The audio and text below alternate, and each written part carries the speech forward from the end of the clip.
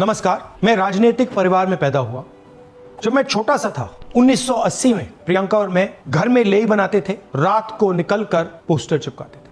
चुनाव समझता हूं, 20 साल से मैं स्वयं चुनाव लड़ रहा हूं। पोलिंग कैसे होती है, पोलिंग बूथ कैसे मैनेज किया जाता है, वोटर लिस्ट, फॉर्म 17, ये सब मैं गहराई से समझता हूं। कुछ समय पहले हमें दाल में काला लगा। चुनाव के नतीजे आते थे, मूड एक तरीके का होता था, रिजल्ट दूसरे तरीके का। मुझे याद है उत्तराखंड में हम चुनाव हारे। बाद में मैंने कैंडिडेट से पूछा कि जहां रोड शो हुआ था वहां जाके देखिए हमें कितने वोट मिले। हजारों लोग आए थे, पोलिंग बूथ में किसी ने वोट नहीं किया। यह असंभव था, यह हो ही नहीं सकता। उसके बाद छत्तीसगढ़ और मध्य प्रदेश के रिजल्ट, हमें लगा कुछ ना कुछ गलत हो रहा है। 2018 में मध्य प्रदेश में चुनाव होता है, हम जीतते हैं। हमारी सरकार चोरी हुई थी।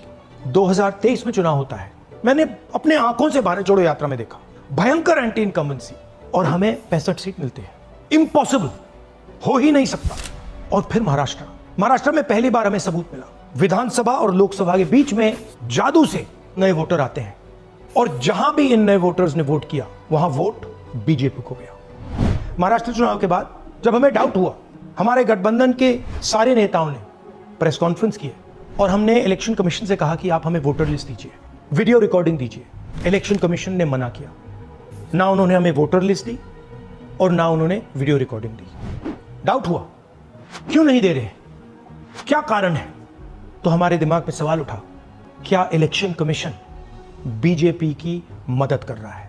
क्या इलेक्शन कमीशन ही इलेक्शन को चोरी करवा रहा है? इसके बाद हमने एक टीम सेटअप की और हमने उन्हें कहा कि आप जाइए, एक कंस्टिट्यूएंसी भी जाके ढूंढिए, सच्चाई ढूंढिए, किस प्रकार से चीटिंग की जा रही है, किस प्रकार से यह काम किया जा रहा है और कौन कौन इस काम को कर रहे हैं। सबसे महत्वपूर्ण बात यह है कि इलेक्शन कमीशन डिजिटल डेटा नहीं देता है, फिजिकल डेटा देता है।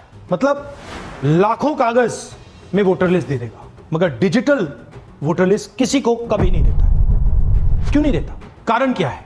कारण है कि अगर डिजिटल डेटा मिल जाए तो इलेक्शन कमीशन की सच्चाई पूरे देश को पता लग जाए। हमने टीम को बताया, मैंडेट दी कि आप जाके चेक कीजिए, आप 5-7 सीटों पे पता लगाइए कि चीटिंग हुई, और अगर हुई तो कैसे हुई। टीम ने हमें एक दिन बताया कि 5-7 सीटों पे काम किया ही नहीं जा सकता। क्यों? मैंने उनसे पूछा क्यों नहीं किया जा सकता। उन्होंने मुझे ये कागज दिखाए। ये जो कागज हैं, ये एक लोकसभा के कागज नहीं है, ये एक विधानसभा के कागज है, और इन कागजों को हमने मैन्युअली सॉर्ट करना पड़ा। और पूरा का पूरा काम जो हुआ है इसमें 6 महीने लगे हैं, और एक असेंबली सीट में हम ये काम कर पाए हैं। क्यों? क्योंकि डिजिटल डेटा नहीं दिया जाता। अगर इलेक्शन कमीशन ने हमें डिजिटल डेटा दिया होता तो हम ये कार्रवाई पूरे देश में, हर लोकसभा में, हर विधानसभा में 15 मिनट में करके दिखा देते। हमारे पास अनलिमिटेड रिसोर्सेज नहीं है, इसलिए हमने ये रिसर्च सिर्फ एक लोकसभा में, एक विधानसभा सीट में की। मगर मुझ में अब पूरा भरोसा है कि ऐसी 100 से ज्यादा सीटें हैं हिंदुस्तान में। जो यहां हुआ है उन सीटों में भी हुआ है। और याद रखिए, अगर बीजेपी को 10-15 सीटें कम आती तो आज नरेंद्र मोदी प्रधानमंत्री नहीं होते, इंडिया गठबंधन की सरकार होती। जांच ने 5 तरीके की चोरी पकड़ी है। डुप्लीकेट वोटर, जिसका मतलब एक वोटर के नाम वोटर लिस्ट में अनेक जगह आ रहे हैं। फेक एड्रेस, मतलब एड्रेस है ही नहीं, या फिर house number 0। Bulk voter in single address, मतलब एक छोटे से घर में 40, 50, 60 लोग रह रहे हैं। इनवैलिड फोटोज, छोटी सी फोटो है या फिर फोटो ही नहीं है, और वो जो छोटी फोटो है वो दिखती भी नहीं है। कौन है, किसका चेहरा है, नहीं पता लग सकता।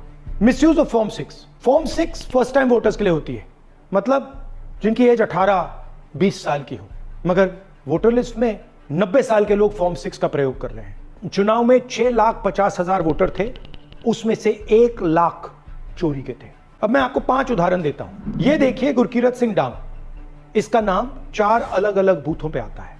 ये कैसे हुआ और क्यों हुआ? एक और उदाहरण, विशाल सिंह, वाराणसी में वोटर लिस्ट में नाम है और बेंगलोर में 2 बार वोटर लिस्ट में नाम आता है। क्या ये वाराणसी में वोट कर रहे हैं या बेंगलोर में वोट कर रहे हैं, या दोनों जगह वोट कर रहे हैं? एक और उदाहरण देखिए, हाउस नंबर 0। तो आपने कभी सुना है हाउस नंबर 0? हमने तो नहीं सुना था, मगर बेंगलोर में हजारों हाउस नंबर 0 हैं वोटर लिस्ट पे। हाउस नंबर 35 की कहानी सुनिए। छोटा सा घर है, ज्यादा से ज्यादा 4 लोग रह सकते हैं, मगर इस 35 में 80 लोग वोटर लिस्ट में रजिस्टर्ड हैं। ये ARO ने कैसे अप्रूव किया, क्यों अप्रूव किया, पता लगाना है। अच्छा अब ये देखिए वोटर लिस्ट, इनकी फोटो देखिए, या फोटो है ही नहीं या फिर छोटी छोटी फोटो है जो दिख नहीं सकती। इन वोटर आईडीज पे वोट दिया गया है। अब मैं आपको बताता हूं शकुन रानी की कहानी। फर्स्ट टाइम वोटर बनी है, 70 साल की आयु है, एक बार फॉर्म 6 का प्रयोग किया और उसके कुछ ही महीने बाद दूसरी बार फॉर्म 6 का प्रयोग होता है। 2 बार इनका नाम वोटर लिस्ट में आता है और फर्स्ट टाइम वोटर की लिस्ट में आता है। ये फर्स्ट टाइम वोटर हो ही नहीं सकती। तो क्या शकुन रानी जी ने वोट किया या किसी और ने शकुन रानी जी के लिए वोट किया?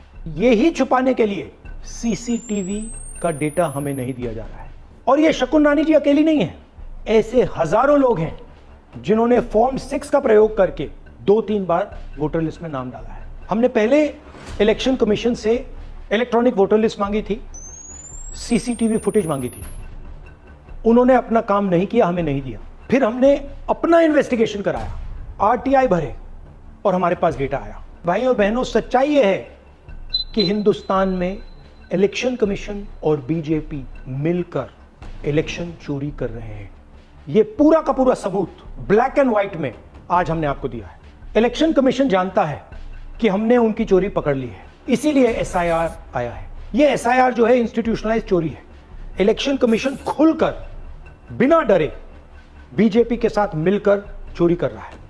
और ये जो SIR है, इसका लक्ष्य गरीबों का जो हक है, उनका वोट जो है, उनसे चोरी करने का है। मैं आपको एक और बात बताना चाहता हूं, इस पूरी इन्वेस्टिगेशन में हमने वोटर एडिशन को देखा है, मगर जितना एडिशन होता है शायद उससे ज्यादा डिलीशन होता है, सब्ट्रैक्शन होता है। तो ये सिर्फ एक मेन तरीका हमने पकड़ा है, दूसरे तरीके पे हमने इन्वेस्टिगेशन की ही नहीं है। मैं इलेक्शन कमीशन और इलेक्शन के ऑफिसर्स को साफ कह रहा हूं, आप जो कर रहे हो गलत कर रहे हो, ये ट्रीजन है, देश के खिलाफ है, ये मत भूलिए। टाइम आएगा हम आपको पकड़ेंगे, बचने वाले नहीं। It is critical that we expose voter चोरी।